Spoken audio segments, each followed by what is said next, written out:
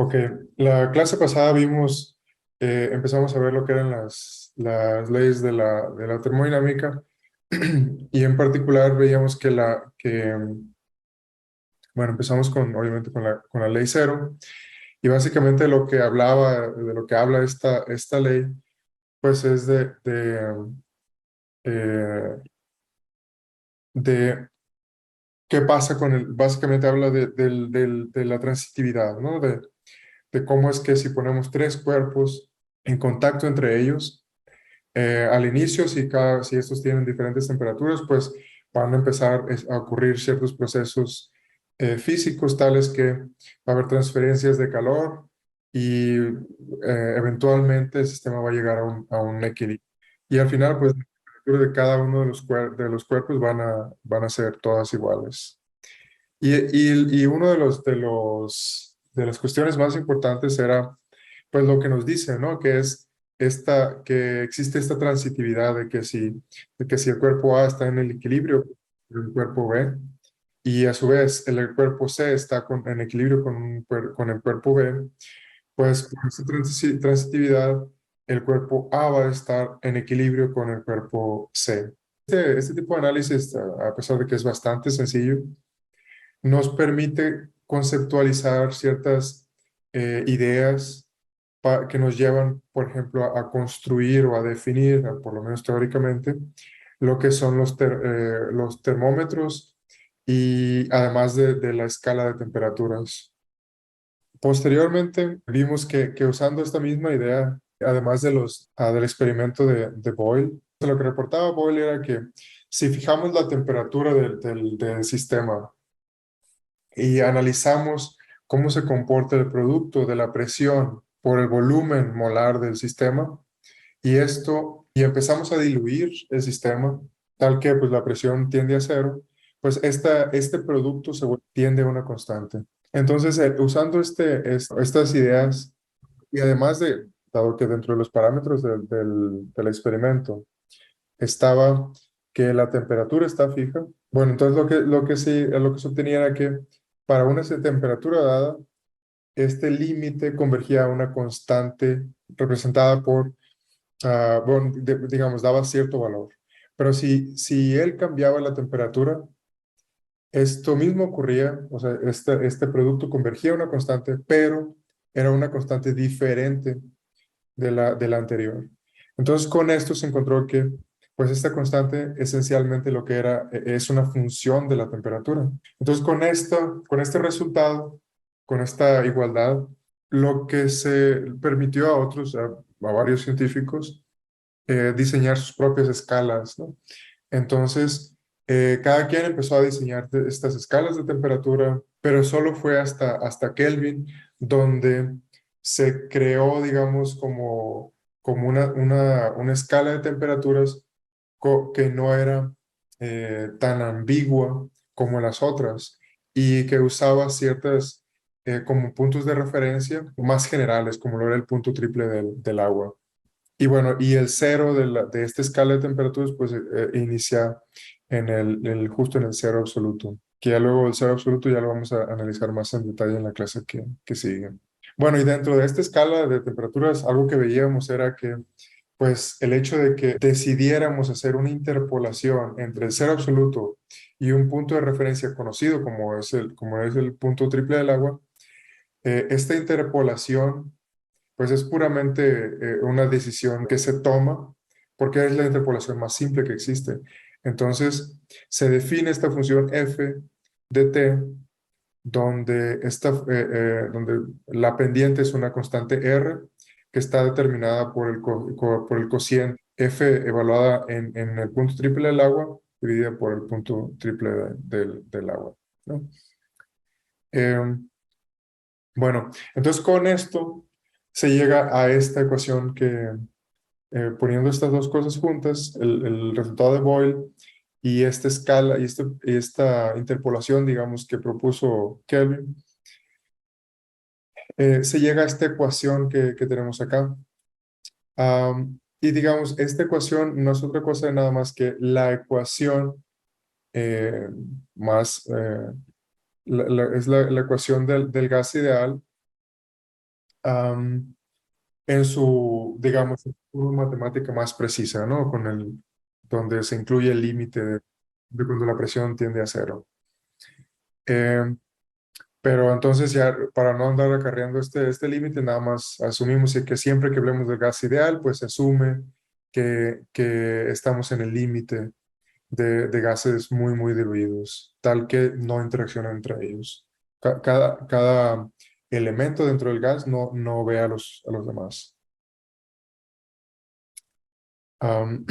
Bueno, después vemos la parte que era del trabajo mecánico, donde definíamos que, bueno, pues el trabajo de un sistema termodinámico es simplemente pues la presión veces el volumen, y en particular, si se fijan dentro de esta definición, la que está acá arriba, se, aquí se pone el trabajo como la presión, eh, usa la presión externa. O sea, la presión interna del sistema puede ser una diferente a la presión externa. Es una cuestión que tiene que estar muy, muy clara, que a todos le tienes que quedar muy claro el hecho de que dentro de la definición del trabajo, siempre se tiene que usar la presión externa. Ahora, ¿alguien sabe por qué se tiene que eh, usar la presión externa en vez de la presión interna del sistema? Porque es la externa la que se mantiene constante. No necesariamente. Digamos, la presión externa puede variar a lo largo de un proceso también. No es porque es la que se encuentra a la frontera, pues bueno, del movimiento. Por ejemplo, el pistón, ¿no? Es la que está sobre el pistón. Justo esa es la razón, porque digamos que al expandir el gas, está empujando, está luchando en contra de esa presión externa.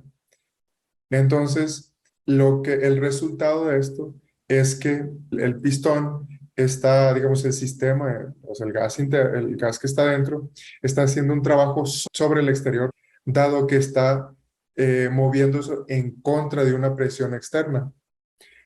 El tener bien claro este concepto es tremendamente importante, y es altamente probable que vaya a venir en el examen una pregunta relacionada con esto. Ahora, en el caso en el bueno, como tenemos acá arriba, la convención que se usa es que si el exterior, lo que está fuera de nuestra parte rosa, hace un trabajo sobre nuestro sistema, entonces eso va a ser positivo. Y pues el caso contrario, pues va a ser digamos aquí, por ejemplo, aquí la presión externa comprimió el gas. Entonces el cambio de volumen fue negativo.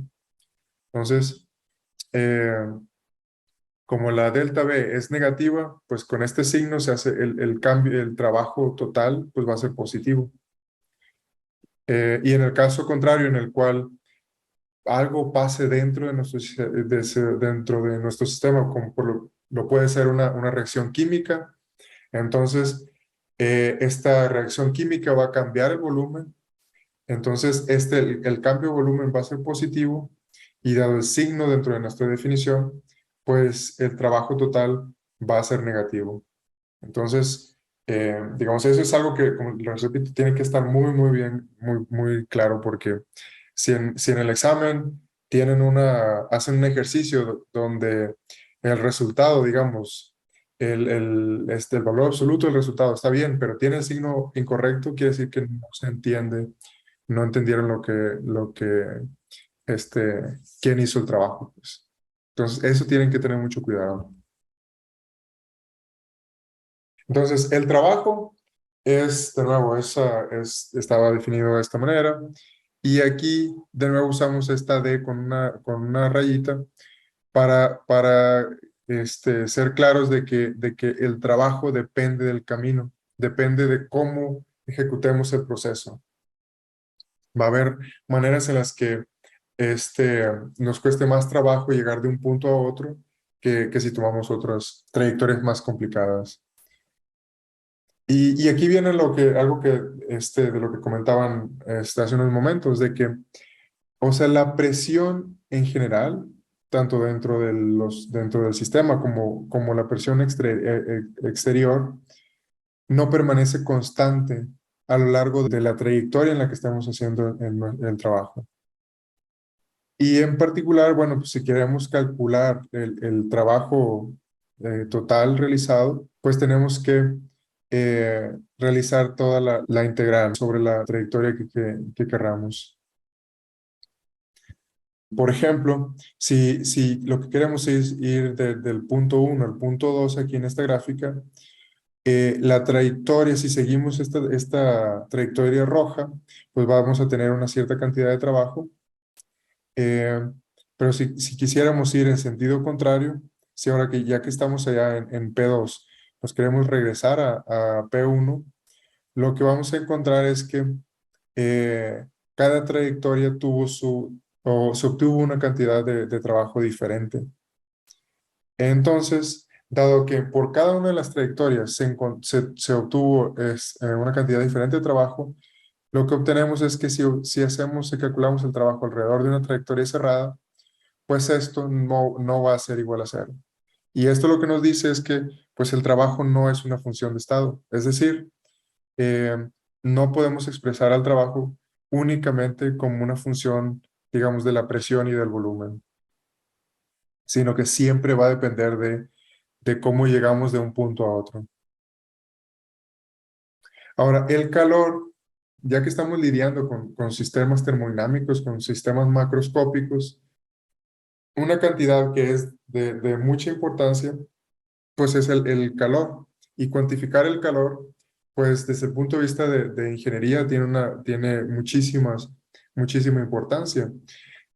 Porque digamos es como es digamos el calor lo podemos ver como la cantidad de energía que, por ejemplo, podemos extraer de un sistema o tenemos que invertirle o meterle a un sistema para realizar un trabajo. Entonces, digamos, la definición simple de lo que es el calor, bueno, pues es esta cantidad, esa cantidad en particular, pues digamos, es una cantidad de energía tal que cambia la temperatura del objeto, digamos, va de una temperatura inicial a una temperatura final. Y algo relacionado, bueno, pues sería lo que son los procesos adiabáticos, donde el calor, digamos, intercambiado entre el sistema y los alrededores es igual a cero. Y pues el otro, al contrario, pues el no adiabático sería cuando podemos extraer o o meter calor al sistema. Em, La primera ley de la termodinámica, hay varias maneras de enunciarla, pero digamos la versión más extendida y que es la que inicialmente se reportó las primeras veces en algunos artículos, pues era, a ver, se las leo, dice. Cuando un sistema pasa de un estado a un estado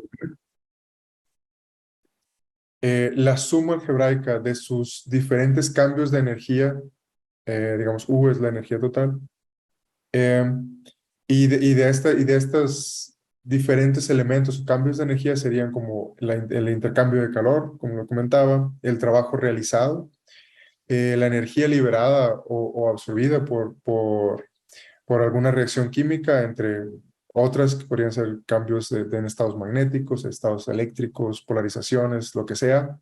Cualquier intercambio de energía dentro del sistema, digamos, la suma total de esos cambios es independiente del proceso seguido por la transformación, es decir, no depende de la trayectoria.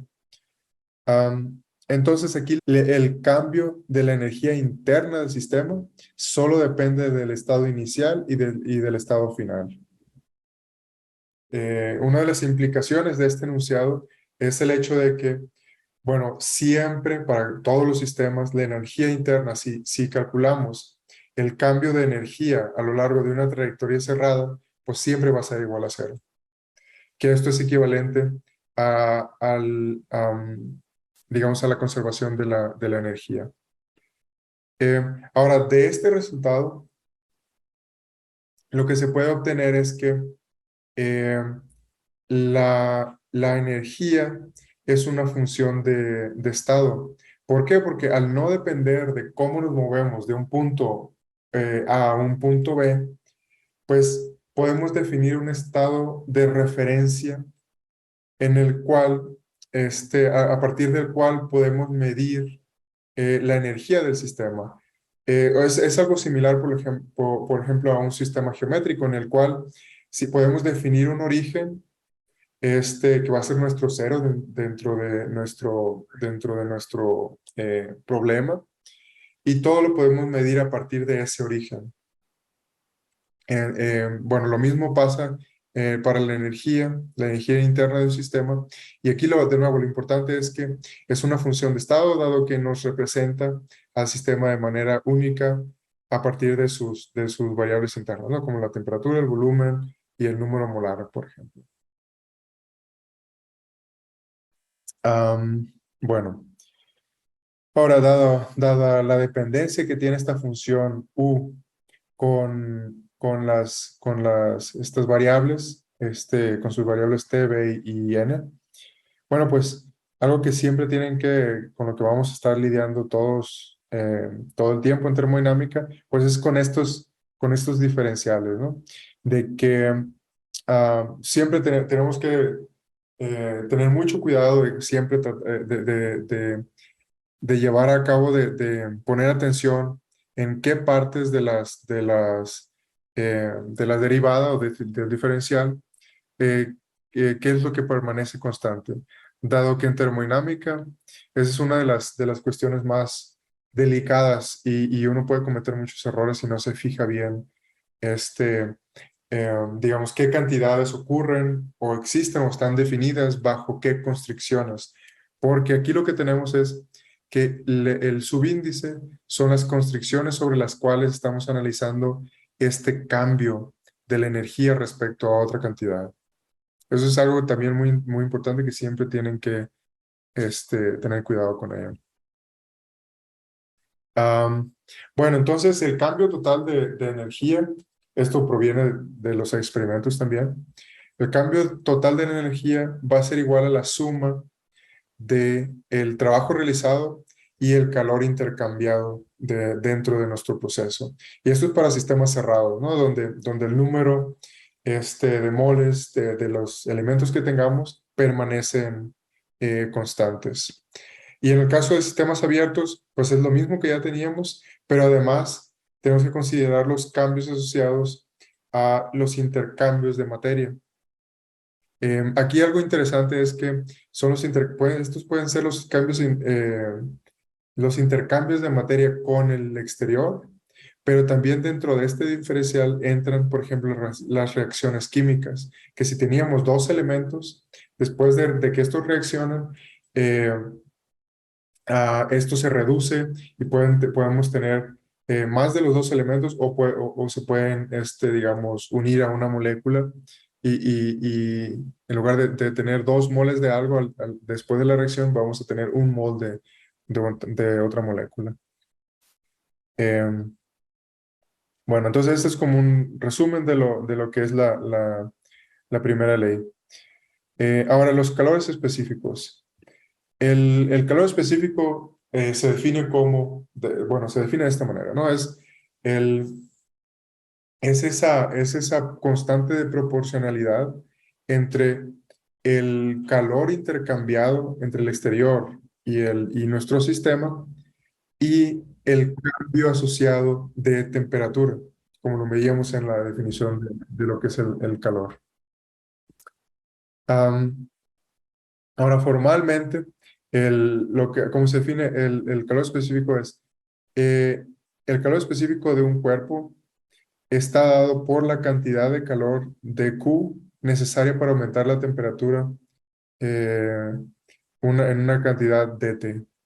Es decir, va a haber materiales, por ejemplo, que requieran muy poco calor para incrementar su temperatura, pero va a haber otros que uno tiene que meterles mucho calor para apenas hacer un cambio muy pequeño de temperatura. Entonces, la cantidad que define ¿Cuál es la relación entre estas dos cantidades? Es el calor específico. Y dado que esta cantidad relaciona a un diferencial inexacto, es decir, un diferencial que depende de la trayectoria, con un diferencial exacto, como lo es al diferencial de la temperatura. Entonces, esta de aquí, el calor específico no puede ser una constante todo el tiempo. Esto tiene que ser una función, dado que el diferencial inexacto del calor, dado que este depende de la trayectoria, entonces esa dependencia funcional de la trayectoria está codificada en la forma funcional del calor específico. Por lo que, digamos, dependiendo de cómo lleguemos del punto A al punto B, va a ser la cantidad o el valor del calor específico. Bueno, entonces, como para ponerle nombres y que quede un poco más claro este concepto que pudiera ser o sonar un tanto abstracto, lo que vamos a hacer es, nos vamos a enfocar en bueno, por ejemplo, vamos a calcular la cantidad de calor, ¿no? A lo largo para ir de un punto A a un punto B. Y en particular, entonces, si se fijan, dado que esto depende de la trayectoria, pues vamos a movernos sobre la flecha verde. Entonces, sobre la flecha verde, tenemos que, aquí a lo largo de esta trayectoria, la presión permanece constante. Entonces, esto nos permite definir el calor específico a presión constante. Ahora, esto no significa que sea una constante, puede ser una función, pero simplemente lo que definimos aquí es que va a existir esta función digamos, de proporcionalidad entre estas dos cantidades, tal que se puede calcular siempre a presión constante. Ahora, ¿y qué ocurre a presión constante? Bueno, pues un ejemplo es eh, simplemente si estuviéramos calentando agua sin ponerle la tapa a a una olla, por ejemplo. Bueno, pues la presión va a ser siempre constante, va a ser la presión atmosférica. Entonces, así es como para este tipo de problemas donde por ejemplo, estemos calentando agua en una olla normal, o cuando estemos realizando o estudiando una reacción química, casi siempre se usan, estos procesos se hacen a temperatura constante. Ahora, el otro caso es cuando nos movemos de un punto B a un punto C, en donde, digamos, nos movemos en una trayectoria tal que el volumen siempre es constante. Y de nuevo, de manera análoga, pues nos vamos a definir una función CB tal que se entiende que siempre o que esta cantidad está definida solo cuando el volumen es constante. ¿Cómo qué proceso podría ser? Bueno, pues ahora podríamos analizar una olla de estas express donde tapamos nuestro sistema y no permitimos que el volumen de nuestro sistema cambie. Entonces, esta cantidad, esta función CB va a ser diferente al calor específico a presión constante.